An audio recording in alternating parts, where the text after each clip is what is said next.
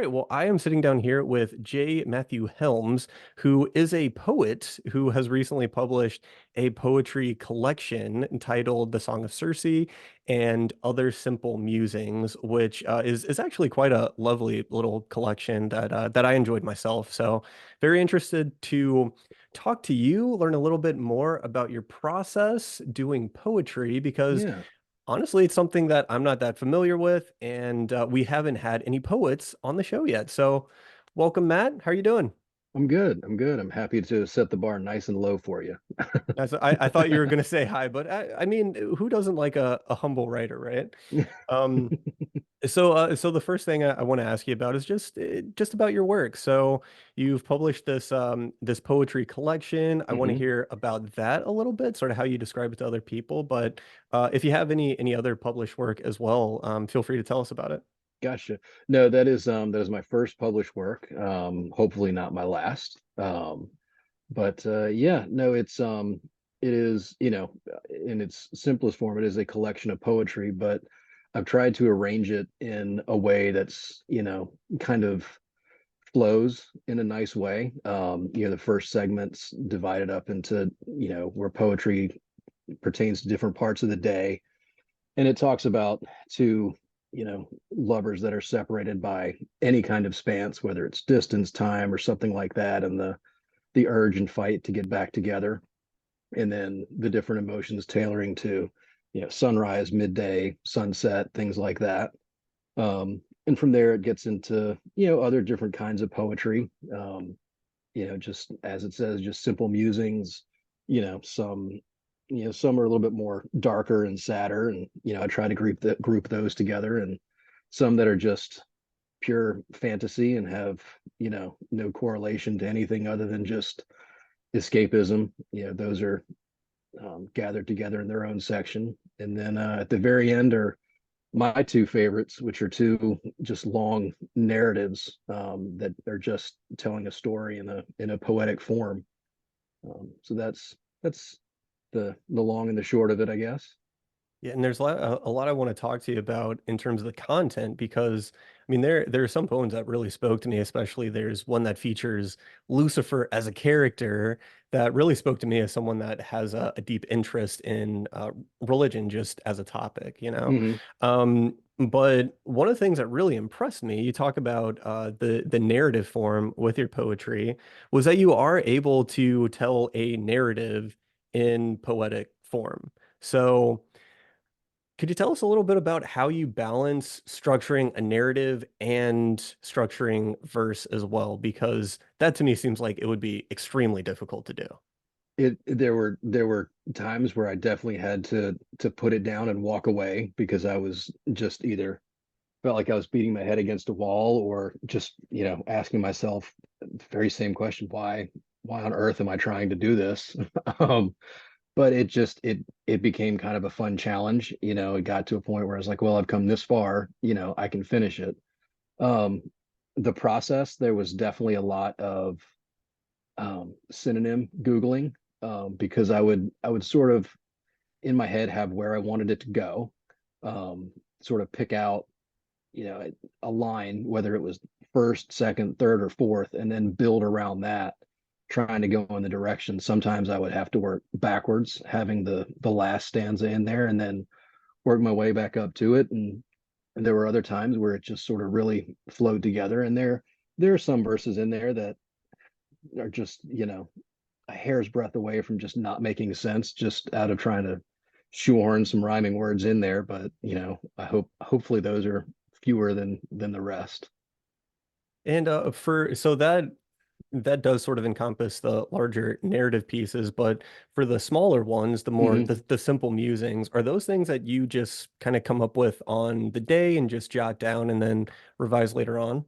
Yeah, that's a lot of what it would be. I still do work construction, but when most of those writings took place, I was managing several field crews, so I was on the road a lot. So there would be a lot of just pulling my phone out and voice memoing a note to myself, and then later on that day when I had time to sit, would just sort of sketch it out. Sometimes they would just flow, just the full thing right there. Sometimes they would take days and weeks to to finish, just it would just come from certain emotions at the time. Sometimes it would be a song that I would hear and that lyric would stick out, and I would, just make a note of the lyric, and then just the emotions that and thoughts that were evoked from there, and build it around there. Yeah, and it's a relatively short collection just in terms of page count, right? But the Mm-hmm. amount of effort that must have gone into making it all fit together and make sense is probably incredible. I remember being in creative writing class back in high school, and we had an assignment that was sonnets, and sonnets follow a very like a wildly different rhyming Mm-hmm. structure from line to line. And the note I got from my teacher was, I think you need to research the sequence for sonnets again. So so yeah, I know, and especially going back to the thesaurus and trying to find words that Mm-hmm. work. Yeah, I've totally been there, and it's something that scares me a little bit, which is why I just like my regular old prose, right? Mm-hmm. So hats off to you. Thank So you. what is it about poetry that draws you to it? Is that something you want to continue doing as well? Yeah, I mean, for sure. Poetry is definitely something I've written for a very, very long time. Even as a kid, I would write it, and then just would write some, and then to stop, and then go back. And for these, I really was just setting out to really express a lot of different things. Poetry, I think is a great way, much like folk music, blues, or any other music, to be really dramatic about what you're feeling, but not sound too dramatic, because it's okay. It's poetry. It's supposed to be like that. You know what I mean? Whereas, just expressing some of the emotions and feelings that you're feeling can sound just kind of bland or almost journaling if you write it down. So this is just a pretty and flowery way to sort of journal, day-to-day things and feelings and emotions. Yeah. And there's a quite lovely poem, I think, about I read it as gun violence. It could be a Hmm. metaphor for a bunch of different things, but I actually quoted it in my review because it really spoke to me. And one of the things I said in my review of the collection is that you seem to be telling stories with old themes and mythology, things that we know about, but you are using them, at least I feel, to sort of channel them into a discussion of our current state, our Hmm. relationship to other people, our relationship to the earth and how we treat each other. Is that intentional? Am I off base there? No, no, that is, you have nailed it exactly with what I was going for in the book. The great thing about mythology is we have these characters that we've heard of. And even if you don't know exactly who they are, a cursory Google search will give you the nuts and bolts about what they're what they are, as far as the mythological meaning and their role that it played. But in many ways, we can use these characters and that little bit of hint of what we know, and turn it to where we can look at things in a different way. Circe, as the main example, she comes up in the Odyssey as the sorceress that just turns men to pigs. We don't really ever learn why. We don't know what she does after that, but there kind of has to be a reason. You know what I mean? This woman is ridiculously powerful, incredibly strong, and that's all we really know about her. So there's a lot of avenue that we can bend and turn and play with in that way. Um, and Vanergand, who's the other, main name. That's another name for Fenrir. So it's mythology. So I like to mix it and play with it, because no one says I can't. Norse and Greek, why not? But he was what was to bring about the end of the age and the end of days and Ragnarok. And what if he was more than that, kind of thing. And from there we can kind of turn it to look at our own world and things that are going on, and we can see ourselves as maybe more than what we are. A lot of things that we see, such as gun violence and other issues in the world, are not something you and I can fix. But if we look, maybe we can do something small in our community and potentially ripple outward, and have a bigger change, just by focusing on what little bit we can help. Yeah, and it's fascinating that you say that because as I read through it, there does seem to be an underlying message of hope with a lot of these Hmm. things. So Yeah. dark themes with hope, right?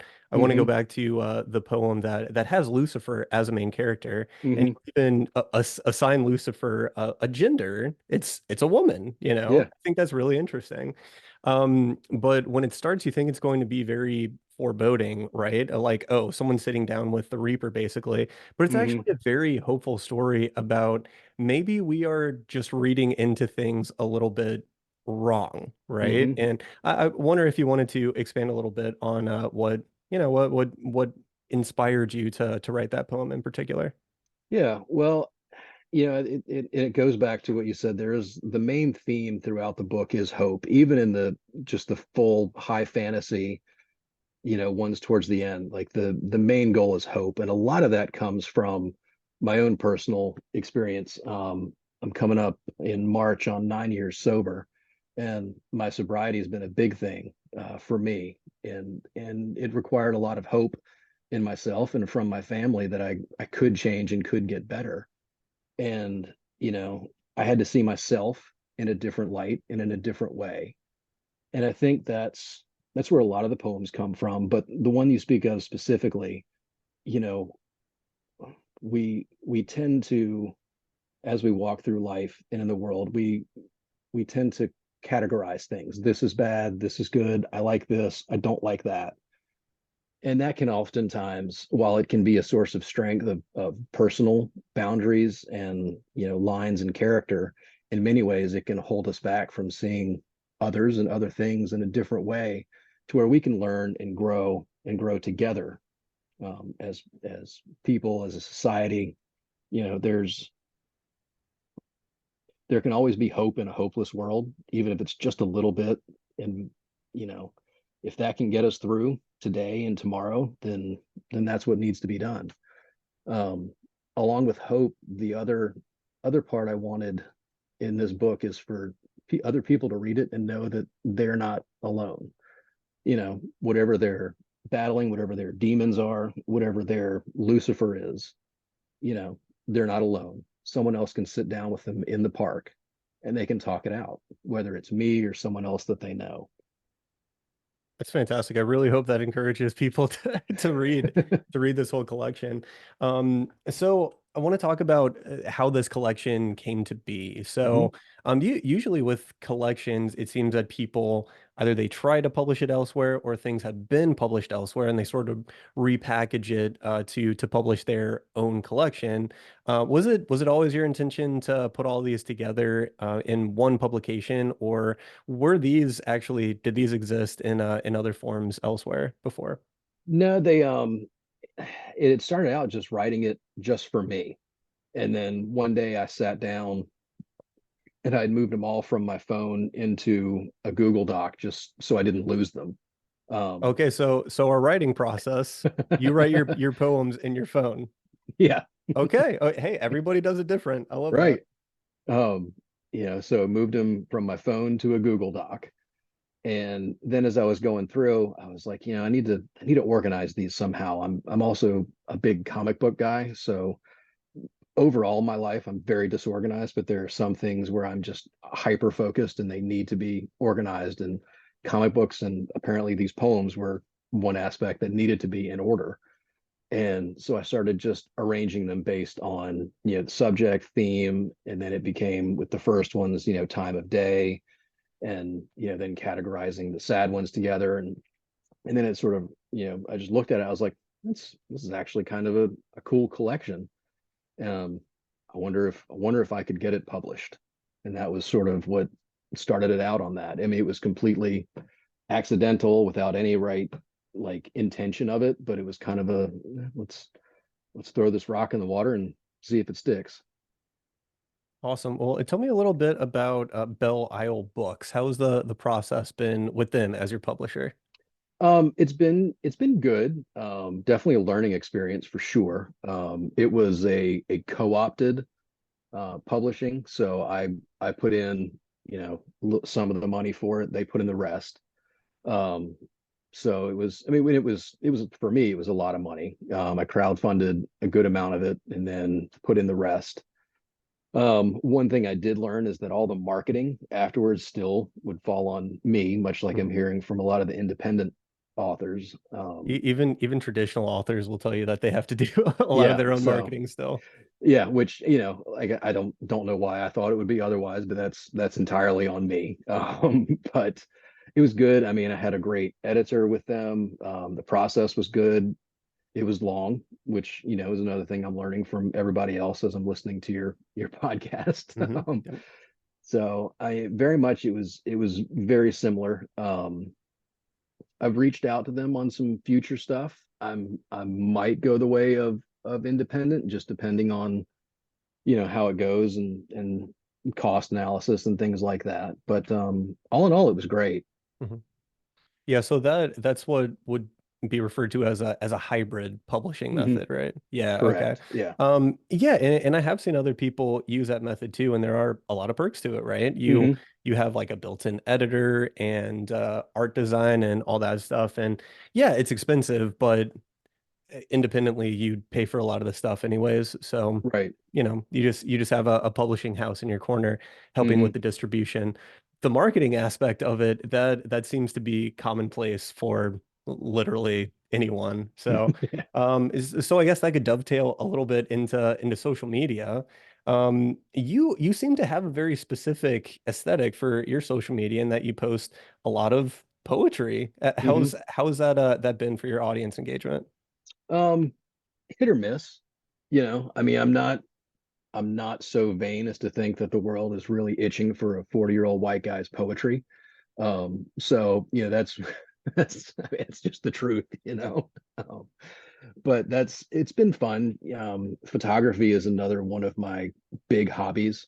So it's nice with Instagram, especially to be able to use some photographs that I've taken and apply it to poetry and make either reels or just, different multi-slide posts and put the poetry in that way. You know, so it's interesting. I'm certainly not the best at it. I'll get on kicks where I'll post, a few things for a few days in a row, and then I'll just go dead silent for about a month. So, but I can only do what I can do. Yeah, exactly. I know a lot of authors talk about all of the different social media channels, and apparently the rule on TikTok is that you need to post at least every day or twice a day. And I don't post on TikTok at all anymore Yeah. because it seems like just garbage engagement Hmm. with mostly Yeah. bots. So, Hmm. it's a weird terrain to traverse right now. So Yeah. I say, just make it your own, and what you're doing, like it actually has a personality to it, and I Hmm. think there's definitely some value to that. I think the biggest thing I've learned with social media, and I'm going to try not to get too soapboxy, is connecting with my local bookstores. Though they will go above and beyond to help out a local author, especially if you presented something that they can put in their stores that's not solely done by the big monster to them that will remain nameless. But um, for me, one of the benefits of being through Belle Isle is it's widely available for brick and mortar stores, and being able to create some community and a relationship with some of the local bookstores has helped me out tremendously. I can walk in and my book is right there, and I can grab a pen and sign it, and they can put an autographed copy on it. It helps them sell better, which helps me sell more books, and it's been great. I would highly recommend, if there's any advice I can give to any other authors that are listening, it's definitely connect with your local bookstores.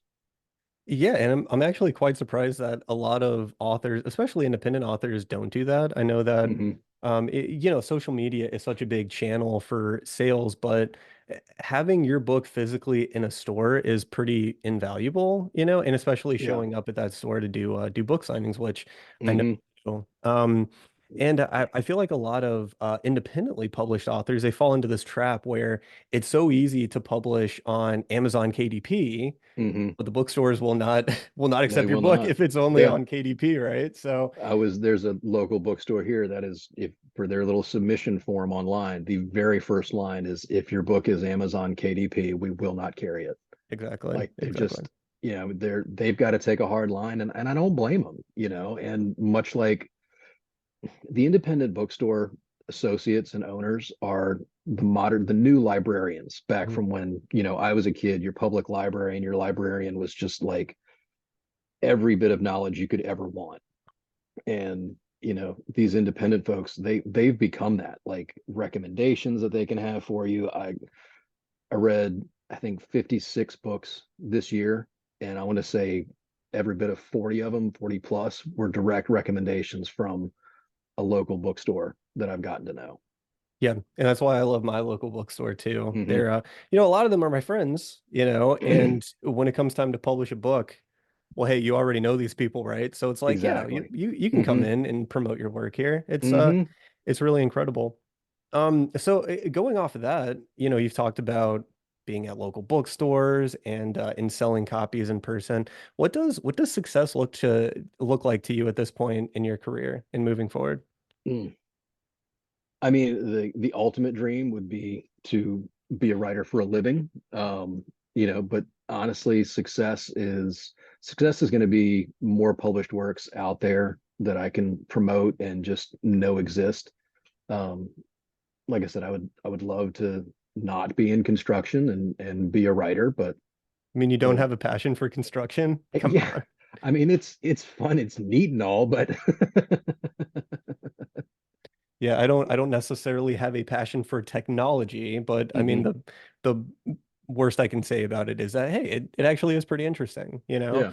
Um, but yeah, so you mentioned that you're working on some other stuff. Is Hmm. there anything you maybe wanna tell us about, let people know about? Yeah, I have finished the draft on first novel.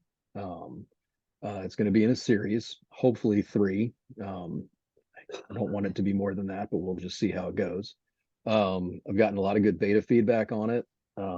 Working on editing it now, just copy editing, which is really hard. And I don't have the money for an editor. I know a lot of authors are screaming at their screens and earbuds and phones now, telling me I need to get an author. And I hear you, and I know it's just not in the cards right now. So I'm going to edit it. My wife is going to edit it as well.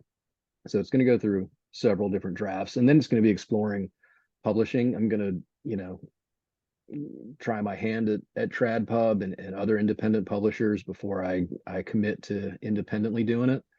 Um, but if I do go the independent route, I'm really looking hard at Ingram Spark again, going back to trying to support the local bookstores, knowing that in turn they'll support me. So, Yeah, absolutely. And Trad Pub is in kind of a weird spot right now. I'm hearing that it's getting harder and harder to actually get accepted, even get hmm, past the first step of like, oh, we like your submission, we'd like to see the full work.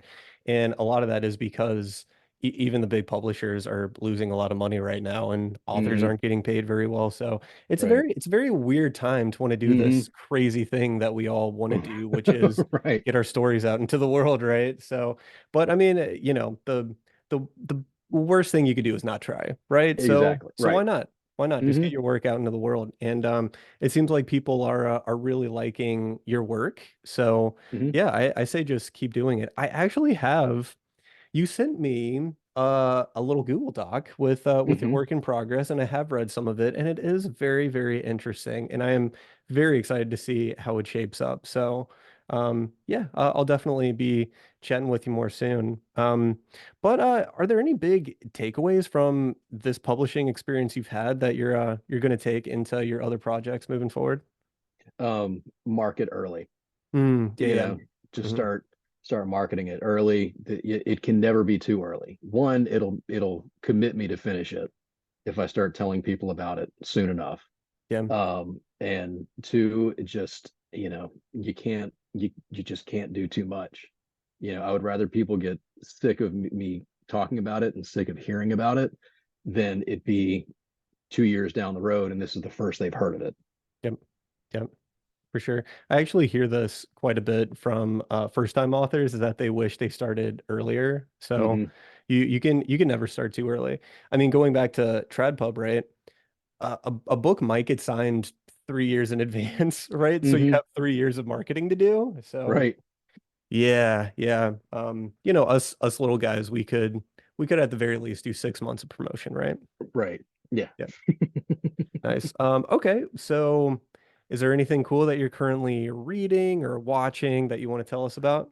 I just finished the Lifelike series by Jay Kristoff, who is become one of my favorite authors.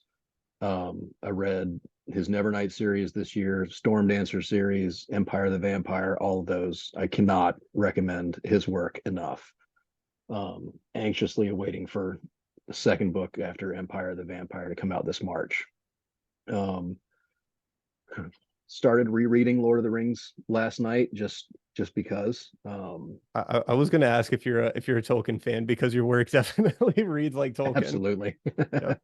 Yep, Tolkien, Andrei Sapkowski, the Witcher series. It was amazing. Probably going to reread that again. Um, as far as what I'm watching, I don't I don't watch much TV these days.